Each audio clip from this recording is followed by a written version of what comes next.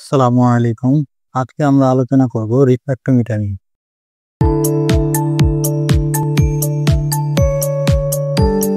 Refractometer হলো একটি analytical instrument যা তরল পদার্থের প্রতিসরাঙ্ক পরিমাপ করার জন্য ব্যবহার করা হয়। প্রতিসরাঙ্ক বলতে কি বোঝেন? যখন নির্দিষ্ট তরঙ্গ দৈর্ঘ্যের আলো হালকা মাধ্যম থেকে ঘন মাধ্যমে প্রবেশ করে তখন একটা নির্দিষ্ট অ্যাঙ্গেলে বেঁকে যায় এবং এটাই হচ্ছে ওই পদার্থের প্রতিসরাঙ্ক। সাধারণত রিফ্র্যাক্টোমিটার গুলোতে একটি সাদা আলোর উৎস এলইডি বা ডিসোডিয়াম লাইট ব্যবহার করে 589 ন্যানোমিটার ওয়েভলেন্থের তরঙ্গ দৈর্ঘ্য তৈরি করে। এটি মূলত কোন তরল পদার্থের বিশুদ্ধতা পরীক্ষার জন্য ব্যবহার করা হয়। সুতরাং ফার্মাকোপিয়ার সাথে সংগতিপূর্ণ হতে প্রতিসরাঙ্ককে একটি নির্দিষ্ট স্থির তাপমাত্রায় 4 ডিজিট দশমিক স্থানে পরিমাপ করতে হবে। রিফ্র্যাক্টোমিটার অ্যানালাইসিস করার সময় একটা নির্দিষ্ট তাপমাত্রা মেনটেন করতে হয়, যেটা মূলত 20 ডিগ্রি বা ইউএসপি রিকমেন্ড করে 25 ডিগ্রি সেলসিয়াসে সেটা মেজারমেন্ট করার জন্য।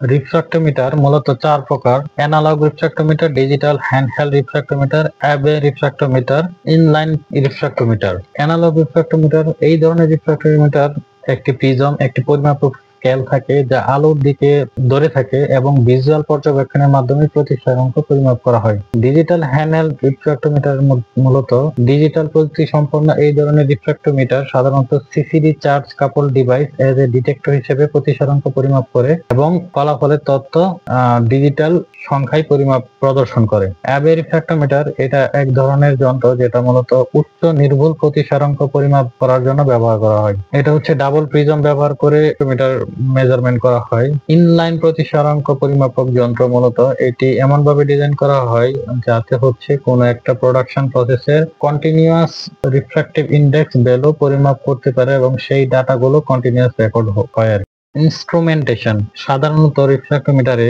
একটা sample holder, prism, light source, temperature controller থাকে এবং ডিজিটাল রিফ্র্যাক্টোমিটারের জন্য ডিটেক্টর থাকে।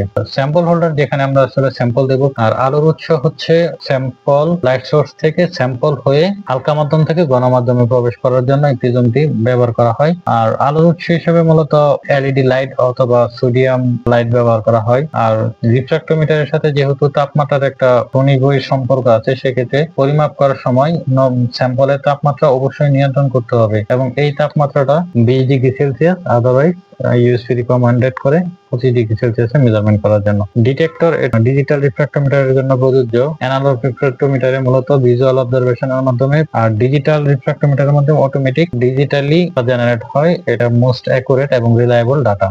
ওয়ার্কিং প্রিন্সিপাল: যখন স্যাম্পল হোল্ডারে বা প্রিজমের উপর দেয়া হয় তখন একটা আলোর উৎস হালকা মাধ্যম থেকে এই স্যাম্পল হয়ে আবার হালকা মাধ্যমে প্রবেশ করে এবং এই হালকা মাধ্যম থেকে ঘন মাধ্যমে প্রবেশ করার সময় একটা নির্দিষ্ট অ্যাঙ্গেলে লাইটটা বেঁকে বের হয় এবং এই হালকা মাধ্যম থেকে ঘন মাধ্যমে এই কত ডিগ্রিতে বেঁকে গেল সেটা সিসিডির মাধ্যমে মেজারমেন্ট করা হয় অথবা ভিজুয়াল অবজারভেশনের মাধ্যমে এই মেজারমেন্ট করা হবে এবং এই ভ্যালু থেকে স্নেলের সূত্রের মাধ্যমে রিফ্র্যাক্টিভ ইন্ডেক্স ভ্যালু মেজারমেন্ট করা হয়। কিছু ইনস্ট্রাকশন আছে রিফ্র্যাক্টোমিটার ব্যবহারের ক্ষেত্রে। মূলত ইনস্ট্রুমেন্ট ব্যবহারের ক্ষেত্রে একটা নির্দিষ্ট শিডিউল অনুযায়ী ক্যালিব্রেশন করতে হবে এবং ক্যালিব্রেশনটা নোন সার্টিফাইড স্ট্যান্ডার্ড দিয়ে করতে পারলে অবশ্যই বেটার। এবং মেজারমেন্টের পূর্বে অটো জরি করে নিতে হয়। মূলত স্যাম্পল প্রিজমের উপর যদি কোনোটা থেকে যায় বা কোনো স্যাম্পলের পোর্শন থেকে যায়, সেটা রেজাল্টের সাথে ইন্টারফেয়ার করতে পারে। তাপমাত্রা এর আগেই বলেছিলাম যে তাপমাত্রার সাথে রিফ্র্যাক্টোমিটারের রেজাল্টের সাথে অনেক নিবিড় সম্পর্ক। তাপমাত্রা বাড়লে রিফ্র্যাক্টিভ ইন্ডেক্স একরকম রেজাল্ট আসবে, তাপমাত্রা কমলে ওই স্যাম্পলের রিফ্র্যাক্টিভ ইন্ডেক্স গুলো ভিন্ন রকম আসবে। একটা নির্দিষ্ট তাপমাত্রায় রিফ্র্যাক্টিভ ইন্ডেক্সের অ্যানালাইসিস করতে হবে। আচ্ছা, প্রিজমটা ভালোভাবে ক্লিন করে নিতে হবে। প্রিজমের উপর কোনো অপ্রয়োজনীয় কোনো স্যাম্পল বা প্রিজমটা যদি নোংরা থাকে অথবা হচ্ছে প্রিজমের উপর কোনো দাগ থাকে, তখন এই রেজাল্ট কখনো অ্যাকুরেট হবে না। অন্যদিকে যদি স্যাম্পলের মধ্যে কোনো বাবল থাকে, মানে এয়ার এনট্রাপমেন্ট হয়, তখনও ভুল ফলাফলের জন্য এটা দায়ী। Thanks for watching.